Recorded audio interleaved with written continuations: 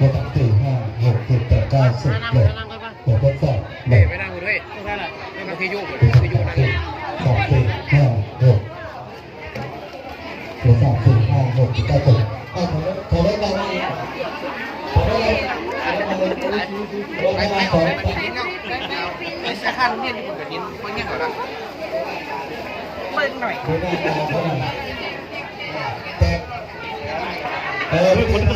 คนตายเลยเงินเรียนเลย เอ้ยมันสูสีกันนี่ดอกสูสี เพราะว่าซูซีนี่แย่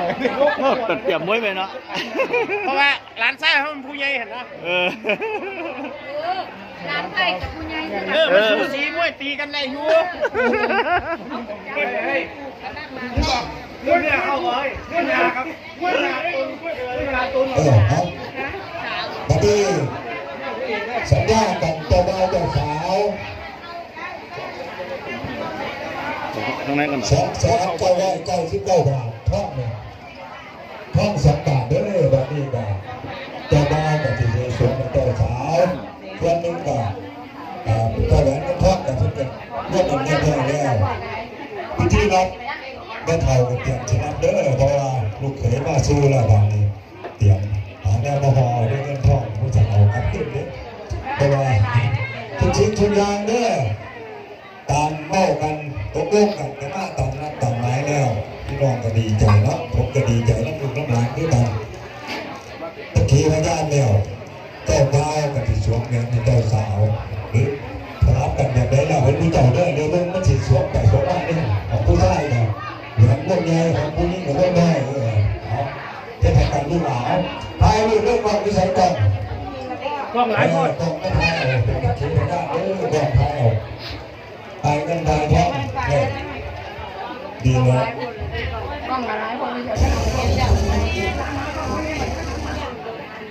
ให้เรียบร้อยแล้วกันใช้ระเบิดเจ้าสาวมาเอาเรื่องกันทำลูกเขยมาเดินทางน้ำเลือดแทบขนาดนี้ไม่พอเรื่องไม่พอมาตุ้มเรื่องแล้วกันทองตรงนี้ผมไม่ได้ผมไม่ได้ทำให้นี่เป็นตัวอย่างด้านที่ดีทำให้พูดเห็นในสมเด้อทั้งลูกทั้งหลานทั้งสองกับทั้งชายทั้งต้องสมบัติเจริญพี่น้องทำให้เป็นสักขีพยานหลายพระเจ้ากันรักกันชอบกันกันให้มันแท่งถาวรเด้อเลยนะพี่น้องสมบัติเจริญ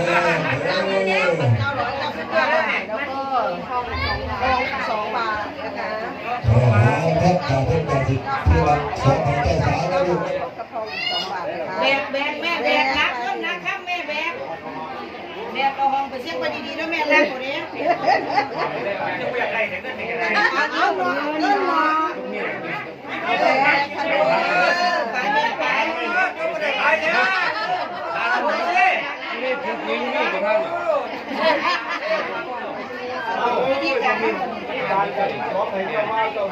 นั่นโมเดลไว้ให้เราไม่ใช่ตัวผมเลย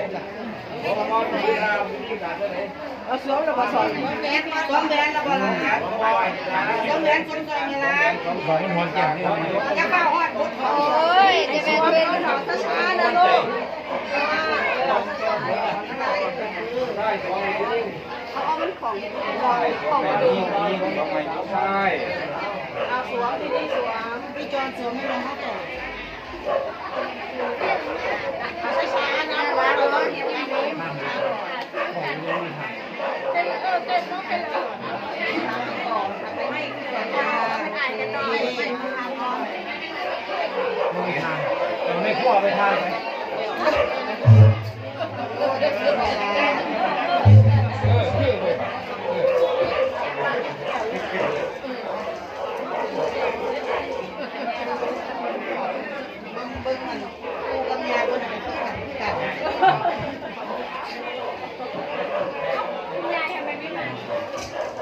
นั่งอยู่หัวบ้านนั่งอยู่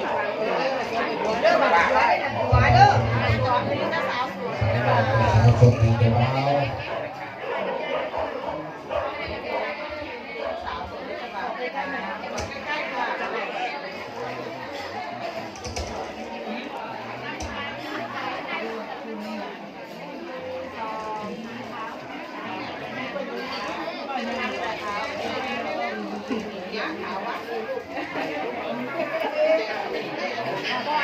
แล้ววันนี้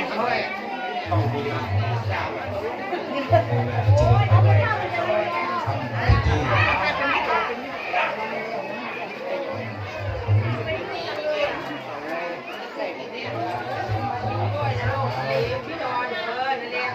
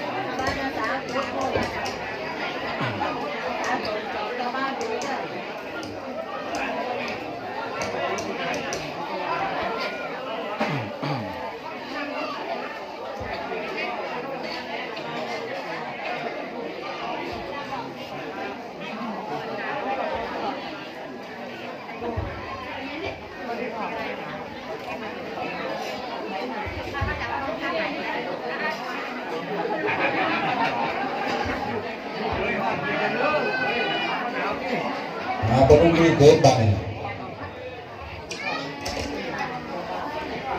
นะโมตัสสะภะคะวะโตอะระหะโต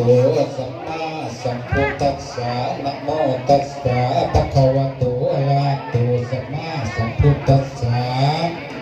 นะโมตัสสะภะคะวะโตอะระหะโตสัมมาสัมพุทธัสสะ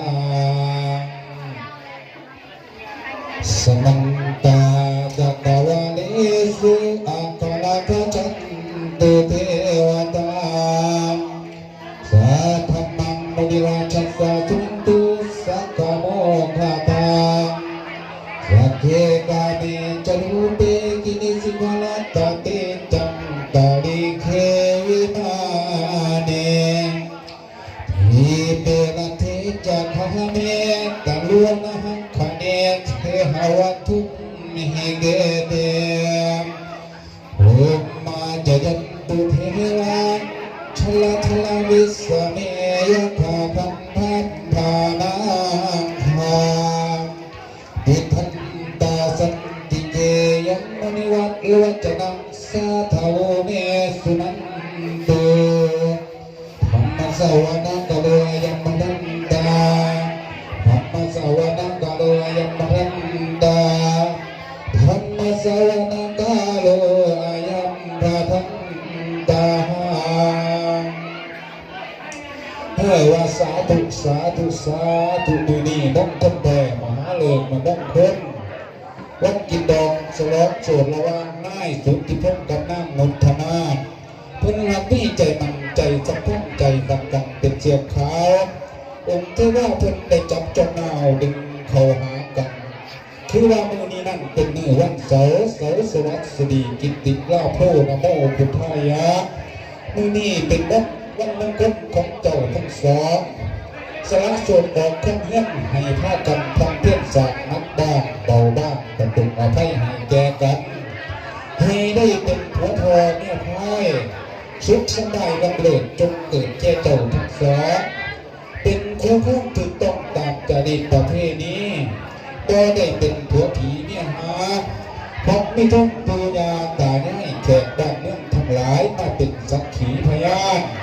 หรือทุกท่านเทพที่ว่าทั้งแปดทิศได้ลุกมาสถิตเป็นพยานนาทีแห่งนี้ คลิปนี้จะเป็นแค่นี้นะครับ ว่ามีพระ น่าเจอ มา ไหมค สู่ รับ กันเอื้อเหียนอกของเต่าทั้งสอง